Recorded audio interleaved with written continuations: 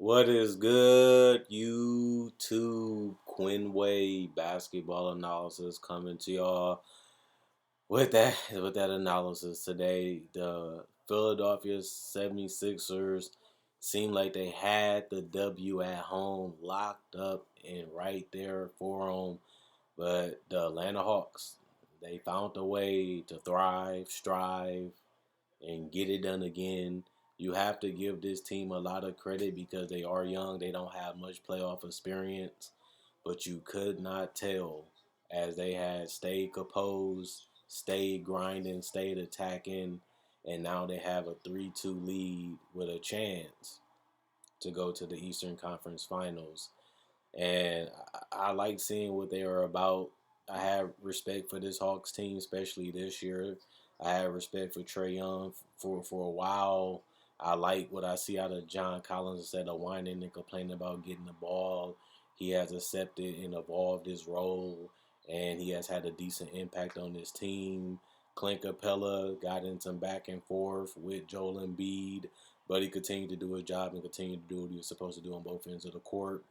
And I think that was very important with them winning that game. Joel Embiid, I really don't know what's with him. He has been dominant to me in this series outside of the last two games where he didn't finish off the Hawks. For him to be so unstoppable and so unguardable, which he was even in this game, you kind of wonder, like, how did they slip this one by? Like, the whole point of the game is to win it, and for them to continue to come up short the last two games, and they're riding and they're depending on Joel Embiid. Do you want to get the ball out of his hands? Do you want him as your best player to have the ball? Especially when you go to the free throw line and miss two straight free throws that you basically have to make at that point. Matisse Thybulle took a gamble and almost got to steal, which could have put pressure back on the Hawks, depending on how the Sixers scored the field goal. But I like the fact that the Hawks, they was overmatched. They seemed like didn't have it. It seemed like Philly had them figured out, and Philly knew exactly what to do in defensive situations. They knew how to attack them offensively, and it really looked like the Hawks was dead in the water. They had nowhere to go, nothing to do, but they trust the process. To be no joke, they just kept you know enhancing and changing a little bit of things that they did, and they kept going. They never put their heads down. They felt like they still had a shot even when they was down double digits.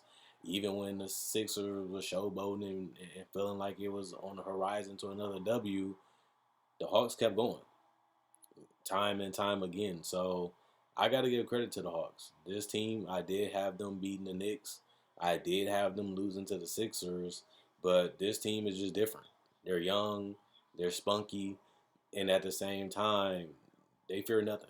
And that's what you need to do if you want to take down a number one seed with one of the best players in the league that has been killing you. And it's still kind of crazy to see how they're going to defend Embiid because I feel like nothing really has worked for them, but just hoping that he missed. And he didn't do a lot of missing today outside the last 5 minutes. But what will Doc Rivers do? We know he has been called out for his adjustments. He has been called out for riding people too long when they don't deliver. Will he continue to put the ball in Joel Embiid and live with the results? Or will he let guys like Tobias and Simmons try to run some action for some other guys and help Joel Embiid out? But Joel Embiid, you got to get the whole thing done. You have one series before you have dominant games, but you can't have these type of performances and have these type of leads and continue to let them go. And it's more that the Hawks was hungry, and I feel like the Sixers got a little comfortable. And when the Hawks was making a run, I never really seen the urgency in the Sixers. It seemed like they just stayed laid back and cool. They never felt like, let's stop it, let's shut them up, let's put them down. I felt like they was doing that the entire game until when it actually mattered. And it's unfortunate because now they lose and now they have a chance to get eliminated when this was supposed to be the year where Philly was going to be in the finals. And Philly was the team to beat in the East. And, Now they might not even get to the conference finals, something that they struggle with. Because to me, Ben Simmons and Joel Embiid has never been in the conference finals, no matter who they have put around them over the years. And this was supposed to be their franchise. This was supposed to be their duo. This is an all NBA, all star, all defensive team duo with great supporting casts around them each and every year, but they continue to fall short.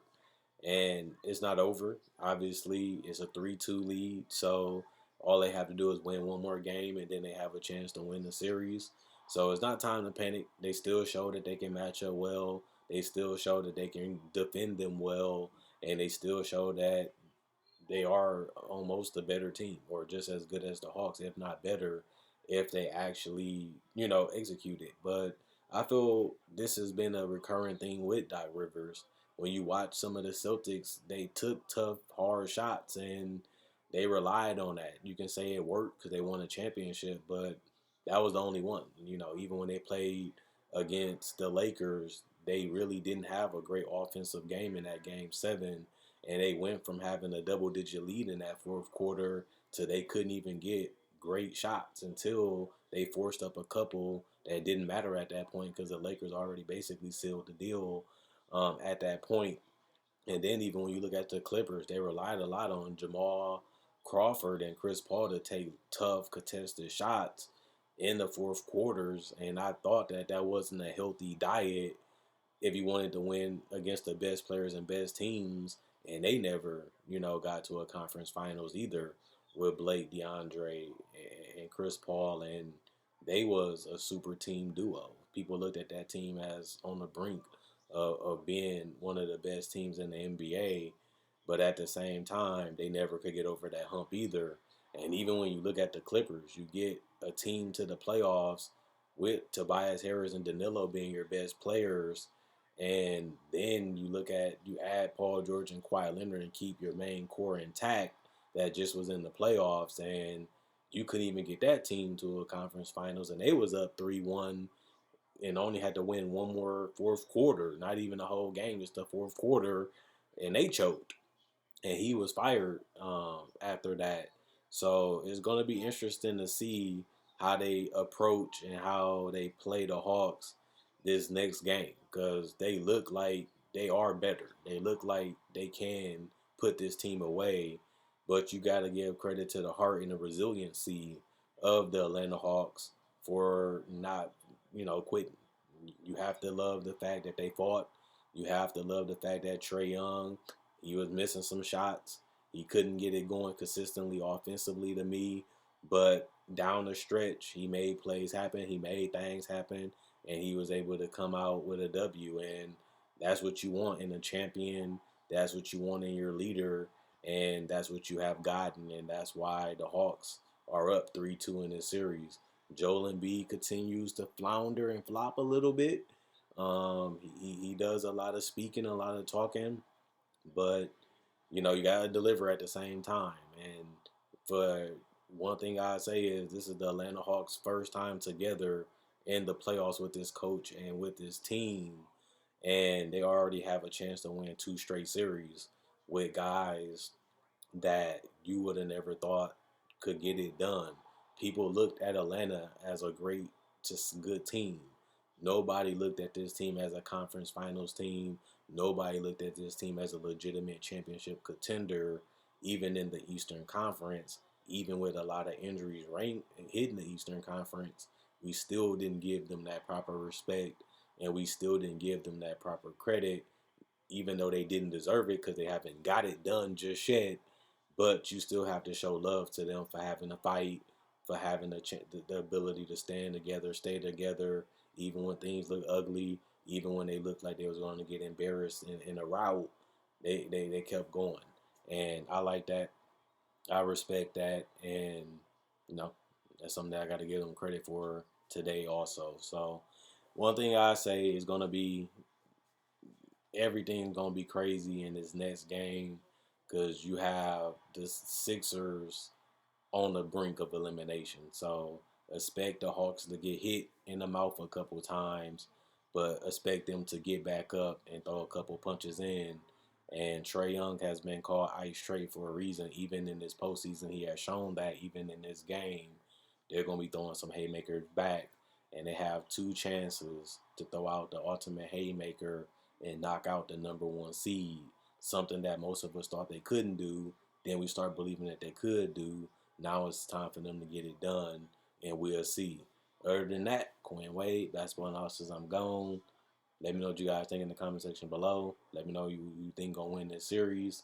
Other than that, hopefully I'll be back tomorrow with another video, and I'll cover the games tomorrow in the Clipper game later tomorrow too. Quinn Wade, basketball analysis, I'm gone.